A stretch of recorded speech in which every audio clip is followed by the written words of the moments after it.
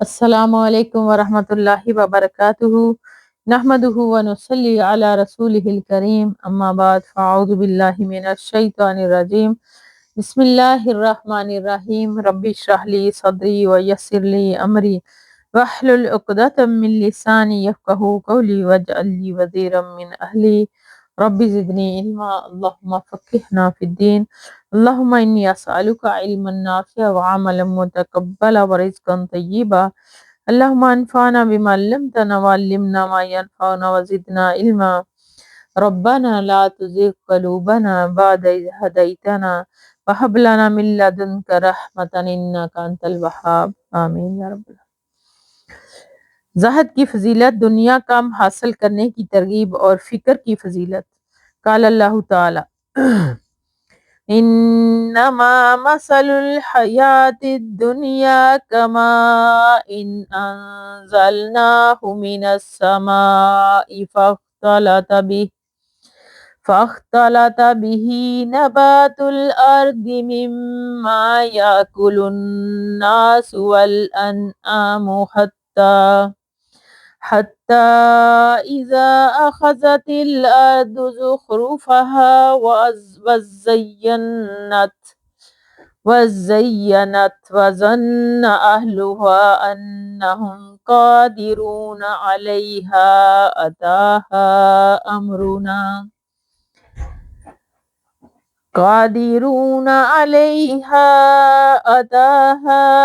أمرنا ليلا أو نهارا فجعلناها حصيدا كأن لم تغن بالأمس كذلك نفصل الآيات لقوم يتفكرون۔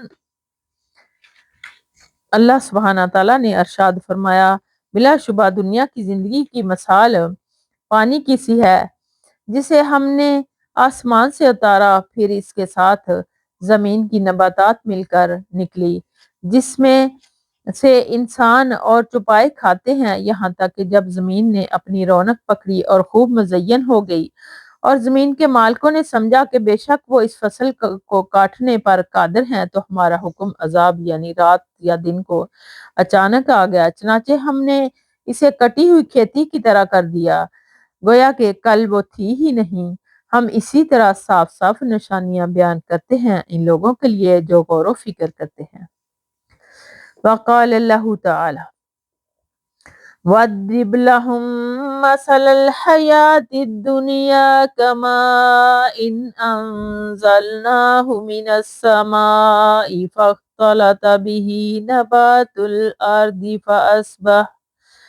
فأصبح هشيما تذروه الرياح وكان الله على كل شيء مقتدرا۔ المال والبنون زینۃ الحیاۃ الدنیا والباقیات الصالحات خیر عند ربک ثوابا وخیر املا۔ اللہ سبحانہ تعالیٰ نے ارشاد فرمایا، اور ان سے دنیا کی زندگی کی مثال بیان کردہ وہ ایسی ہے جیسے پانی جسے ہم نے آسمان سے برسایا، پھر اس کے ساتھ زمین کی نباتات خوب پھولی پھلی، پھر وہ چورا چورا ہو گئی، اسے ہوائیں اڑاتی پھرتی ہیں، اور اللہ ہر چیز پر قدرت رکھتا ہے۔ بے شک یہ مال اور بیٹے تو دنیا کی زندگی کی زینت ہیں، اور نیکیاں جو باقی رہنے والی ہیں اور ثواب کے لحاظ سے تیرے پروردگار کے ہاں بہت اچھی اور امید کے لحاظ سے بہت بہتر ہے۔ وقال اللہ تعالی اعلموا انما الحیاۃ الدنیا لعب ولہو وزینۃ وتفاخر بینکم وتکاثر فی الاموال والاولاد كمثل غيب أعجب الكفار نباته ثم يهيج فتراه مصفرا فَتَرَاهُ مُصْفَرًا ثُمَّ يَكُونُ حُطَمًا فِي الْآخِرَةِ عَذَابٌ شَدِيدٌ وَمَغْفِرَةٌ مِّنَ اللَّهِ وَرِضْوَانٌ وَمَا الْحَيَاةُ الدُّنْيَا إِلَّا مَتَاعُ الْغُرُورِ۔ اور نیز اللہ سبحانہ تعالیٰ نے ارشاد فرمایا، تم جان رکھو کہ دنیا کی زندگی محض کھیل تماشا اور زینت و آرائش ہے، اور آپس میں فخر و ستائش جتانا اور ایک دوسرے پر مال اور اولاد میں کثرت جتانا، اس کی مثال ایسی ہے جیسے بارش کی، اس سے کھیتی اگتی اور کسانوں کو کھیتی بلی لگتی ہے، پھر وہ خوب زور پر آتی ہے، پھر اے دیکھنے والے تو اسے دیکھتا ہے کہ پک کر زرد پڑ جاتی ہے، پھر چورا چورا ہو جاتی ہے، اور آخرت میں کافروں کے لیے عذاب شدید اور مومنوں کے لیے اللہ کی طرف سے بخشش اور خوشنودی ہے، اور دنیا کی زندگی تو متاع فریب ہے۔ وقال اللہ تعالی زُيِّنَ لِلنَّاسِ حُبُّ الشَّهَوَاتِ مِنَ النِّسَاءِ وَالْبَنِينَ وَالْقَنَاطِيرِ المقنطرة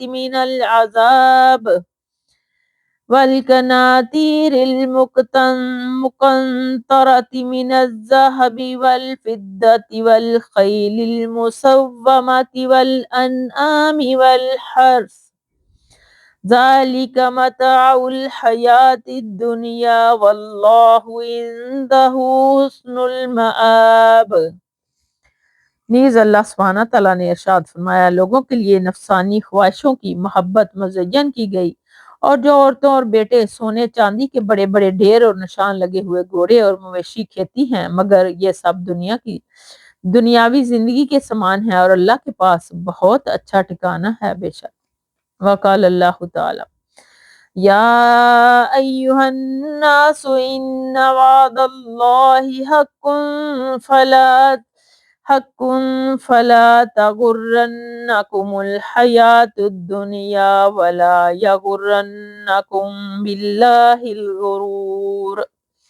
اور اللہ سبحانہ تعالیٰ نے ارشاد فرمایا، اے لوگو، بلا شبہ اللہ کا وعدہ سچا ہے، پھر تمہیں دنیا کی زندگی دھوکے میں نہ ڈال دے، اور نہ شیطان فریب دینے والا اللہ کے بارے میں تمہیں فریب دے۔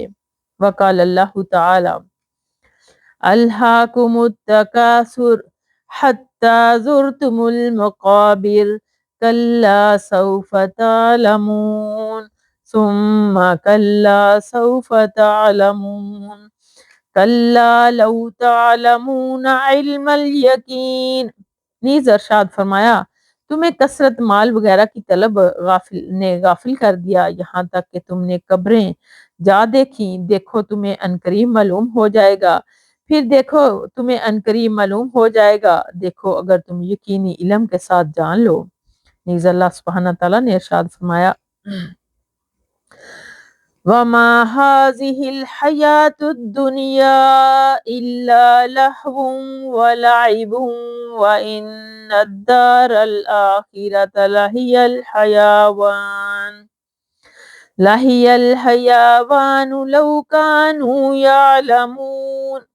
اور اللہ سبحانہ تعالیٰ نے ارشاد فرمایا، یہ دنیا کی زندگی تو ایک کھیل تماشا ہے، بلا شبہ دار آخرت کی زندگی ہی اصل زندگی ہے، کاش لوگ جانتے ہوں۔ بے شک عمر بن عوف انصاری رضی اللہ تعالیٰ عنہ سے روایت ہے کہ رسول اللہ صلی اللہ علیہ وسلم نے ابو عبیدہ بن جراح رضی اللہ تعالیٰ عنہ کو بحرین بھیجا کہ وہاں سے جزیہ وصول کر کے لائیں، چنانچہ وہ بحرین سے مال لے کر آئے۔ انصار نے ابو عبیدہ کے آنے کی خبر سنی تو وہ سب رسول اللہ صلی اللہ علیہ وسلم کے ساتھ فجر کی نماز میں آ پہنچے۔ جب رسول اللہ صلی اللہ علیہ وسلم نے نماز پڑھائی اور واپس جانے لگے تو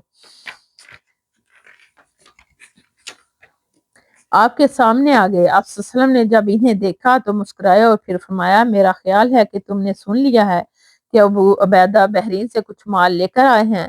تو انہوں نے کہا، ہاں اے اللہ کے رسول صلی اللہ علیہ وسلم۔ آپ نے فرمایا، واقعی مال آیا ہے، لہٰذا تم خوش ہو جاؤ اور خوش کن چیزوں کی امید رکھو، اللہ کی قسم مجھے تمہارے بارے میں فکر سے اندیشہ نہیں۔ کہ وہ تمہارے بگاڑ کا سبب بنے، لیکن یہ اندیشہ ضرور ہے کہ تم پر دنیا فرا کر دی جائے جیسے تم سے پہلے لوگوں پر کی گئی تھی، پھر تم اسی میں سے اسی طرح رغبت کرو جیسے انہوں نے کی تھی، اور یہ چیز تمہیں بھی ہلاکت میں ڈال دے گی جیسے اس نے انہیں ہلاکت سے دوچار کیا۔ رواہ البخاری و مسلم۔ فائدہ اس سے معلوم ہوا کہ کسی فریاد یا قوم کا فکر و تنگ دستی میں مبتلا ہونا دین کے لحاظ سے اتنا خطرناک نہیں جتنی مال و دولت کی فراوانی خطرناک ہے۔ اس لیے اس میں نبی کریم صلی اللہ علیہ وسلم نے اپنی امت کو مال و اسباب دنیا کی فراوانی سے ڈرایا تاکہ وہ اس فتنے میں حشر سامانیوں سے اپنا دامن بچا کر رکھیں، لیکن آپ دیکھ لیجئے کہ آپ نے جس چیز سے ڈرایا تھا اب وہ واقعہ بن کر سامنے آ گئی۔ وہ دولت کی ریل پیل نے اہل ثروت کی اکثریت کو دین ایمان اور ان کے تقاضوں سے یکسر غافل کر دیا۔ دین سے یہ انحراف اور اراض ہی وہ ہلاکت ہے جس کا آپ صلی اللہ علیہ وسلم نے اندیشہ ظاہر فرمایا۔ اللہم محفوظنا منہم۔ حضرت ابو سعید خدری رضی اللہ تعالیٰ عنہ سے روایت ہے کہ ایک مرتبہ رسول اللہ صلی اللہ علیہ وسلم ممبر پر تشریف فرما ہوئے اور ہم بھی آپ کے ارد گرد بیٹھ کے آپ صلی اللہ علیہ وسلم نے ارشاد فرمایا، میں اپنے بعد تمہارے بارے میں جس چیز سے ڈرتا ہوں وہ یہ ہے کہ تم پر دنیا کی رونق اور اس کی زیب و زینت کا دروازہ کھول دیا جائے گا۔ رواہ البخاری و مسلم۔ حضرت ابو سعید خدری رضی اللہ تعالیٰ عنہ سے روایت ہے کہ رسول اللہ صلی اللہ علیہ وسلم نے ارشاد فرمایا کہ بے شک دنیا شیریں اور شاداب ہے، یعنی ذوق و بصر دونوں کی لذت کے جامع ہے۔ یقیناً اللہ تعالیٰ اس میں تمہیں جانشین بنا کر دیکھے گا کہ تم کیسے عمل کرتے ہو، چنانچہ تم دنیا کے فریب سے بچو اور عورتوں کے فتنے اور مکر سے بچو۔ رواہ المسلم۔ یہ حدیث باب فی التقویٰ میں بھی گزر چکی ہے۔ نمبر 2، عورتوں کے مکر و فریب سے بچنے کی بطور خاص تاکید معلوم ہوتی ہے کہ مردوں کے لیے عورت کا فتنہ نہایت ہی خطرناک ہے۔ اس سے تنبیہ سے مقصود یہ ہے کہ اس سے بچنے کے لیے بھی خاص اہتمام کی اور ان کی احتیاطی تدابیر کی اختیار کرنے کی ضرورت ہے جو شریعت نے بتلائی ہے۔ مثلاً عورتوں کا پردہ، نظر نیچی رکھنا، اختلاط، مرد خواتین کے ایک ساتھ رہنے، بالخصوص خلوت نشینی، مرد کا عورت کے پاس تنہائی اختیار کرنے سے گریز وغیرہ۔ نمبر 3، جو لوگ شریعت کی بتلائی ہوئی ان ہدایت کی پرواہ نہیں کرتے وہ بالعموم عورت کے ناز و داد کی تیروں سے گھائل اور اس کی زلف گراگیر کی اسیر اور اس کے جلوہ حسن کی قتیل ہو جاتے ہیں۔ اعاذنا اللہ منہا، آمین یا رب العالمین۔ حضرت انس رضی اللہ تعالیٰ عنہ سے روایت ہے کہ نبی اکرم صلی اللہ علیہ وسلم نے ارشاد فرمایا کہ اے اللہ، زندگی تو بس آخرت ہی کی زندگی ہے۔ رواہ البخاری و مسلم۔ فائدہ نمبر، نبی کریم صلی اللہ علیہ وسلم نے 2 موقعوں پر یہ ارشاد فرمایا۔ ایک اس وقت جب مسلمان اپنے بچاؤ کے لیے نہایت مشکل حالات اور تنگ دستی میں خندق کھود رہے تھے، جس سے مقصد مسلمانوں کو صبر اور حوصلے کی تلقین تھی کہ ان کٹر مراحل سے گھبرانے کی ضرورت نہیں، یہ چند روزہ تکلیف اور مشقت ہے، اس کے بعد آخرت کی زندگی ہے اور اصل حقیقت زندگی بھی وہی ہے کیونکہ وہ دائمی ہے، اس کا آرام بھی لازوال ہے۔ دوسرے، اس موقع پر جب حجۃ الوداع میں آپ نے اپنے ساتھ مسلمانوں کا ایک حجم غفیر دیکھا تو آپ نے یہ ارشاد فرمایا، مسلمانوں کو تنبیہ فرمائی کہ اس کثرت و طاقت کو دیکھ کر بے جا گھمنڈ اور خوشی میں مبتلا نہ ہو جانا، یہ سب کچھ عارضی ہے، یہ سارے شان و شوکت اور جاہ و حشمت ختم ہو جائے گی، اصل زندگی تو آخرت کی ہے، اس کی اصلاح کے لیے بھرپور سعی کی ضرورت ہے۔ حضرت انس رضی اللہ تعالیٰ عنہ سے روایت ہے کہ رسول اللہ صلی اللہ علیہ وسلم نے ارشاد فرمایا، 3 چیزیں میت کے پیچھے لگتی ہیں، اس کے ساتھ جاتی ہیں، اس کے گھر والے، اس کا مال اور اس کا عمل، پھر 2 چیزیں واپس آ جاتی ہیں اور ایک باقی رہ جاتی ہے، اس کے گھر والے اور اس کا مال یعنی غلام وغیرہ واپس آ جاتے ہیں اور اس کا عمل اس کے ساتھ ہی باقی رہ جاتا ہے۔ رواہ البخاری و مسلم۔ فائدہ اس میں مسلمانوں کو تنبیہ ہے کہ زہد و تقوی والا عمل اختیار کریں، نہ کہ فسق فجور والا، کیونکہ یہ عمل ہی انسان کے ساتھ قبر میں جاتا ہے اور اسی کی بنیاد پر اس کی سعادت مندی یا بدبختی کا فیصلہ ہوتا ہے۔ اگر عمل صالح کی پونجی ساتھ لے کر جائے گا تو برزخ میں آسودگی اور راحت کی زندگی سے بھراور ہوگا، اور اگر اس کا دامن عمل صالح سے نیک خالی ہوگا تو چاہے اس نے کروڑوں اور اربوں کی جائیداد اپنے پیچھے چھوڑی ہو، اس کا قطعاً کوئی کام نہ آئے گی۔ کیونکہ اس کے ساتھ جانے والا تو اس کا برا عمل ہوگا جسے اس نے اختیار کیے رکھا۔ یہ برا عمل اسے برزخ میں امن اور راحت سے محروم اور عذاب میں مبتلا رکھے گا۔ اللہ محفوظنا منہم۔ حضرت انس رضی اللہ تعالیٰ عنہ سے روایت ہے کہ رسول اللہ صلی اللہ علیہ وسلم نے فرمایا قیامت والے دن جہنمیوں میں سے ایسے شخص کو لایا جائے گا جو دنیا میں سب سے زیادہ خوشحال رہا ہوگا۔ اسے جہنم میں ایک غوطہ دیا جائے گا، پھر پوچھا جائے گا کہ اے ابن آدم، کیا تو نے کبھی بلائی راحت دیکھی؟ کیا کبھی تجھ پر خوشحالی کا گزر ہوا؟ وہ کہے گا نہیں، اللہ کی قسم اے میرے رب۔ اور جنتیوں میں سے ایک شخص کو لایا جائے گا جو دنیا میں سب سے زیادہ دکھی اور مصیبت زدہ تھا، اسے جنت میں ایک غوطہ دیا جائے گا، پھر اسے پوچھا جائے گا اے ابن آدم، کیا تو نے کبھی سختی اور تنگی دیکھی؟ کیا تیرے ساتھ کبھی سختی کا گزر ہوا؟ وہ کہے گا نہیں، اللہ کی قسم میرے ساتھ کبھی سختی کا گزر نہیں ہوا، نہ کبھی میں نے سختی اور تکلیف ہی دیکھی ہے۔ رواہ المسلم۔ فائد نمبر 1، اس میں بھی آخرت کی زندگی کی ترغیب ہے کہ دنیا کی یہ نعمتیں جن کے حصول کے لیے انسان شریعت کے ضابطوں کو پامال کرتا ہے، جہنم کے ایک غوطے سے فراموش ہو جائیں گی۔ ان کے لیے اس لیے کیوں نہ انسان ایمان و عمل کی صالحہ کی زندگی اختیار کرے تاکہ آخرت کی دائمی نعمتوں اور اس کی مسرتوں سے وہ ہمکنار ہو۔ نمبر 2، اس دنیا میں دکھوں اور پریشانیوں کی زندگی بسر کرنے والے مومنوں کے لیے امید اور حوصلہ ہے کہ یہ دنیا کی زندگی مشکلات میں صحیح لیکن بہت جلد ختم ہو جائے گی اور جنت کی نعمتیں دیکھتے ہی ساری مشکلات بھول جائیں گے۔ حضرت مستور بن شداد رضی اللہ تعالیٰ عنہ سے روایت ہے کہ رسول اللہ صلی اللہ علیہ وسلم نے فرمایا کہ آخرت کے مقابلے میں دنیا کی مثال ایسے ہے جیسے تم میں سے کوئی شخص اپنی انگلی سمندر میں ڈبوئے اور پھر نکال کر دیکھے کہ وہ سمندر کا کتنا پانی اپنے ساتھ لائی ہے۔ رواہ المسلم۔ فائدہ اس میں آخرت کی نعمتوں اور اس کی دائمی زندگی کے مقابلے میں دنیا کی قدر و قیمت اور اس کی زندگی کا تناسب بیان کیا گیا ہے۔ یہ تناسب اسی طرح ہی ہے جیسے ایک قطرہ آب اور سمندر کے پانی کے درمیان ہے۔ حضرت جابر رضی اللہ تعالیٰ عنہ سے روایت ہے کہ رسول اللہ صلی اللہ علیہ وسلم بازار سے گزرے اور آپ صلی اللہ علیہ وسلم کے دونوں طرف لوگ تھے۔ جو آپ کا بکری کے ایک چھوٹے کانوں والے مرد اور بچے کے پاس سے گزرا ہوا، آپ صلی اللہ علیہ وسلم نے اسے اس کے کان سے پکڑا اور فرمایا تم میں سے کوئی اسے 1 درہم میں بھی لینا پسند کرے گا؟ انہوں نے کہا ہم تو اسے 1 درہم کیا کسی بھی چیز کے بدلے میں لینا پسند نہیں کرتے، اور ہم اسے لے کر کریں گے کیا بھی؟ آپ صلی اللہ علیہ وسلم نے فرمایا کیا تم پسند کرو گے کہ یہ تمہیں مفت ہی مل جائے؟ انہوں نے کہا اللہ کی قسم یہ بچہ اگر زندہ ہوتا تو تب بھی عیبدار تھا، کیونکہ چھوٹے کانوں والا تو اب اسے کون لے گا جبکہ یہ مردار ہے۔ آپ صلی اللہ علیہ وسلم نے فرمایا کہ اللہ کی قسم یقیناً اللہ کے نزدیک دنیا اس سے بھی زیادہ حقیر ہے جتنا بکری کا یہ مردار بچہ تمہاری نظروں میں۔ رواہ المسلم۔